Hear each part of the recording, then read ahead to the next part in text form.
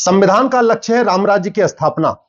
राम राज्य का मतलब धर्म की जय हो, अधर्म का नाश हो, प्राणियों में सद्भावना हो, विश्व का कल्याण हो।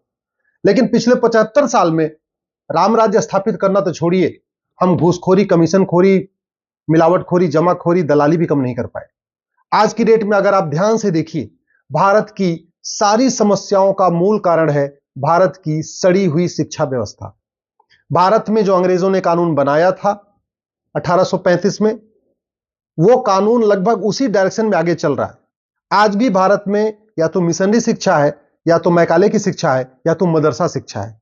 हमने भारत की शिक्षा को प्रमोट ही नहीं किया, और इसका नतीजा यह है कि भारत में घूसखोरी है, कमीशनखोरी है, सूदखोरी है, मिलावटखोरी है, कालाबाजारी है, मुनाफाखोरी है, नशा तस्करी है, मानव तस्करी है, सोना तस्करी है, कटमनी है, तोलाबाजी है, नक्काली है, घटतौली है।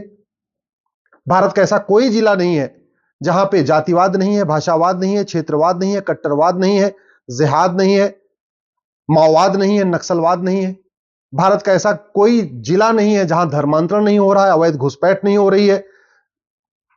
ऐसा कोई राज्य नहीं है जहां काला धन नहीं है, जहां हवाला नहीं है, जहां बेनामी संपत्ति नहीं है, जहां ऐश्वरिक संपत्ति नहीं है।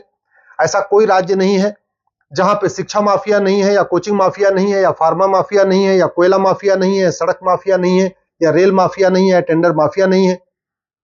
मैं बार बार कहता हूं, तू मैं करने, आरोप प्रत्यारोप करने, नूरा कुश्ती करने, बतौलेबाजी करने से, भाषण देने से कोई फर्क नहीं पड़ेगा। सबसे इंपॉर्टेंट है शिक्षा व्यवस्था को अच्छा बनाना। अच्छी शिक्षा होगी, संस्कार वाली शिक्षा होगी, तो स्वाभाविक सी बात है कानून थोड़ा कमजोर होगा तो भी काम चल जाएगा। भारत को अगर बदलना है, भारत को विश्व गुरु बनाना है, भारत में धर्म की जय करना है, अधर्म का नाश करना है, तो उसका सबसे पहले इंपॉर्टेंट है कि भारत में जो कानून चल रहा है, ये राइट टू एजुकेशन एक्ट 2009, इसको बदल के इसमें एक शब्द जोड़ दिया जाए, इक्वल एजुकेशन। इक्वल यानी ये हो जाएगा राइट टू इक्वल एजुकेशन। अभी ये है राइट टू एजुकेशन, इसको बदल देना चाहिए, इसको कर देना चाहिए राइट टू इक्वल एजुकेशन। और इसमें सबसे पहले संस्कार सिखाना चाहिए। सबसे पहले संस्कार को शामिल करना पड़ेगा। ये मेरे पास महर्षि दयानंद की पुस्तक है, संस्कार विधि, आपको दिख रही होगी, बहुत अच्छी किताब है। अगर ये संस्कार विधि घर घर पहुंच जाए, जन जन पहुंच जाए, संस्कार 16 संस्कार के बारे में लोगों को पता चल जाए, तो मैं गारंटी के साथ कहता हूं बहुत सारा भ्रष्टाचार, अपराध, अलगाववाद, कट्टरवाद, जिहाद, मजहबी उन्माद अपने आप ही कम हो जाएगा। लोग जानते ही नहीं है न, जब जानते नहीं है तो उसको फॉलो कैसे करेंगे। 16 संस्कार को महर्षि दयानंद जी ने इतना अच्छा लिखा हुआ है कि अगर इसका पालन करना शुरू हो जाए, और पालन करना मैं बार बार कह रहा हूं, अगर ये मंदिरों के माध्यम से लागू होगा, समाज के माध्यम से लागू होगा, तो घर घर नहीं पहुंचेगा, गरीबों तक नहीं पहुंचेगा, दलितों तक, आदिवासियों तक नहीं पहुंचेगा। अगर इसको शिक्षा के, इसको सिलेबस में शामिल कर दिया गया, प्राइमरी के सिलेबस में या जूनियर हाई स्कूल के सिलेबस में, तो ये घर घर पहुंच जाएगा, क्योंकि right to education fundamental right है। 8वीं तक सब बच्चे पढ़ते ही पढ़ते हैं, तो अगर इसको सिलेबस में डाल दिया जाए, एक किताब ही लगा दिया जाए 16 संस्कार या संस्कार विधि, तो सब अपने आप सीख जाएंगे। बच्चे भी सीखेंगे, माँ बाप भी सीखेंगे, टीचर भी सीखेंगे, जो ट्यूशन पढ़ाएगा वो भी सीखेगा। इतनी अच्छी व्यवस्था दिया था हमारे यहां। पहला संस्कार गर्भाधान संस्कार, दूसरा संस्कार पुंसवन संस्कार, तीसरा संस्कार सीमांतोनयन संस्कार, चौथा संस्कार जातकर्म, पांचवा नामकरण संस्कार, छठवां निष्क्रमण संस्कार, सातवां अन्नप्राशन संस्कार, आठवां मुंडन संस्कार, नौवां कर्णभेदन संस्कार, 10वां विद्यारंभ संस्कार, फिर उपनयन संस्कार, केशांत समावर्तन संस्कार, विवाह संस्कार, वानप्रस्थ संस्कार, संन्यास संस्कार, अंत्येष्टि संस्कार।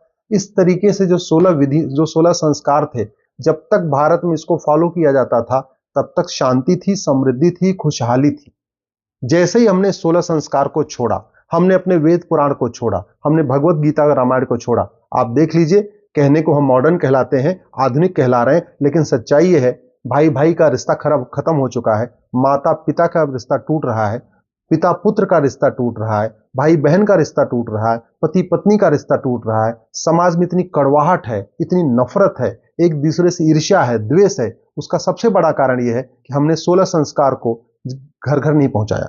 दूसरा, हम बाबर, हुमायूं, तुगलक, गोरी, गजनी को पढ़ा रहे हैं अपने स्कूलों में, लेकिन महर्षि भारद्वाज को नहीं पढ़ा रहे, महर्षि अत्रि को नहीं पढ़ा रहे, महर्षि कौशिक को नहीं पढ़ाते, महर्षि सांडिल्य को नहीं पढ़ाते, महर्षि गर्ग को, महर्षि पराशर, महर्षि गौतम, महर्षि सुनक, महर्षि कश्यप, महर्षि भार्गव, महर्षि वत्स, महर्षि वशिष्ठ, महर्षि कात्यायन, महर्षि व्यास, महर्षि मुद्गल, महर्षि भृगु, महर्षि कौशल, महर्षि अगस्त, महर्षि कात्यायन, इनको नहीं पढ़ा रहे।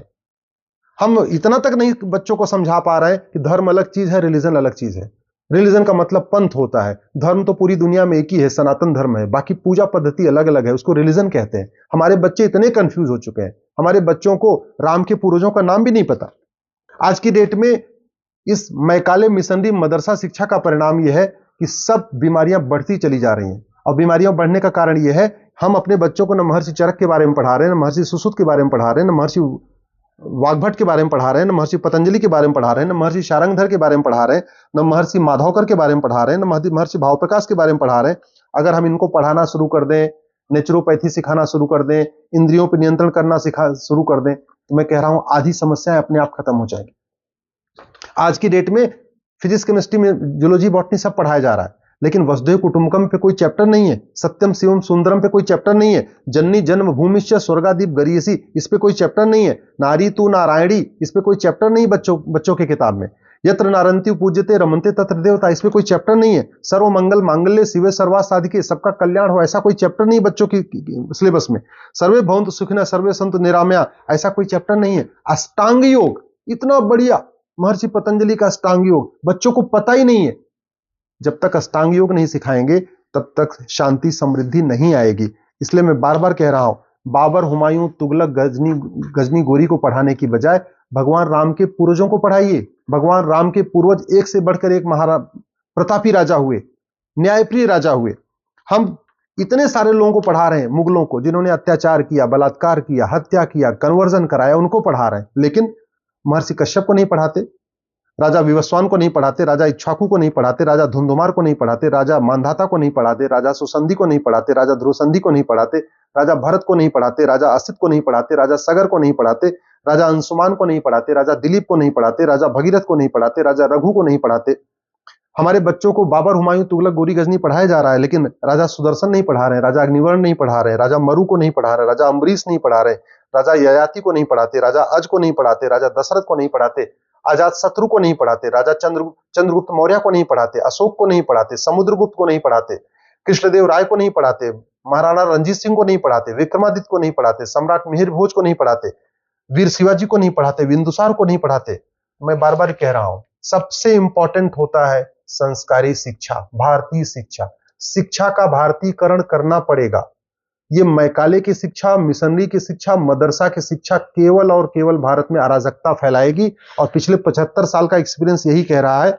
इसलिए मैं कह रहा हूं, अगर आपको स्वच्छ भारत बनाना है, साक्षर भारत बनाना है, समृद्ध भारत बनाना है, संपन्न भारत बनाना है, सुरक्षित भारत बनाना है, समावेशी भारत बनाना है, सबल भारत बनाना है, स्वावलंबी भारत बनाना है, सशक्त भारत बनाना है, संवेदनशील भारत बनाना है, स्वाभिमानी भारत बनाना है, संस्कारी भारत बनाना है, समरस भारत बनाना है, सदाचारी भारत बनाना है, समतायुक्त भारत बनाना है, और एक भारत श्रेष्ठ भारत बनाना है, तो प्राइमरी में आप 5 साल की प्राइमरी में केवल और केवल वैदिक शिक्षा व्यवस्था लागू करिए।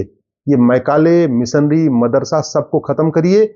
One nation one syllabus, one nation one curriculum, one nation one education board, एक देश एक शिक्षा व्यवस्था लागू करिए। इस कानून को बदल के जो राइट टू एजुकेशन है, इसमें एक शब्द जोड़ दीजिए इक्वल, ये बन जाएगा राइट टू इक्वल एजुकेशन।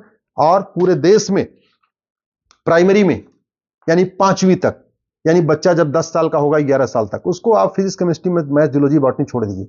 सबसे पहले उसको यज्ञ विज्ञान पढ़ाइए, वेद विज्ञान पढ़ाइए, योग विज्ञान पढ़ाइए, उपनिषद विज्ञान पढ़ाइए, स्वास्थ्य विज्ञान पढ़ाइए, मनोविज्ञान पढ़ाइए, अष्टांग योग पढ़ाइए, इंद्रियों पर नियंत्रण करना सिखाइए।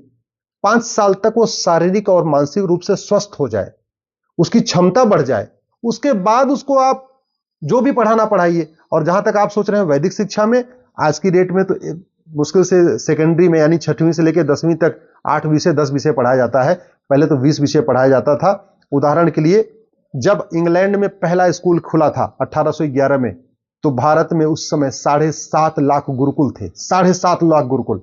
और यहां व्यवस्था 555 मॉडल चलता था, यानी 5 साल का प्राइमरी, 5 साल का सेकेंडरी और 5 साल का ग्रेजुएशन। 5 साल की प्राइमरी में मैंने बताया यज्ञ विज्ञान, वेद विज्ञान, योग विज्ञान, उपनिषद विज्ञान, स्वास्थ्य विज्ञान, मनोविज्ञान, अष्टांग योग, ये पढ़ाया जाता था। और 5 साल के सेकेंडरी में अग्नि विद्या, वायु विद्या, अग्नि विद्या यानी मेटलर्जी पढ़ाई जाती थी, वायु विद्या यानी एरोनॉटिक्स, जल विद्या यानी नेविगेशन, अंतरिक्ष विद्या यानी स्पेस साइंस, पृथ्वी विद्या अर्थ स्टडी, सूर्य विद्या सन स्टडी, चंद्र विद्या लूनार स्टडी, मेघ विद्या वेदर फोरकास्ट, पदार्थ विद्या यानी बैटरी, सौर ऊर्जा यानी सोलर एनर्जी, दिन विद्या यानी डे नाइट स्टडी, सृष्टि विद्या स्पेस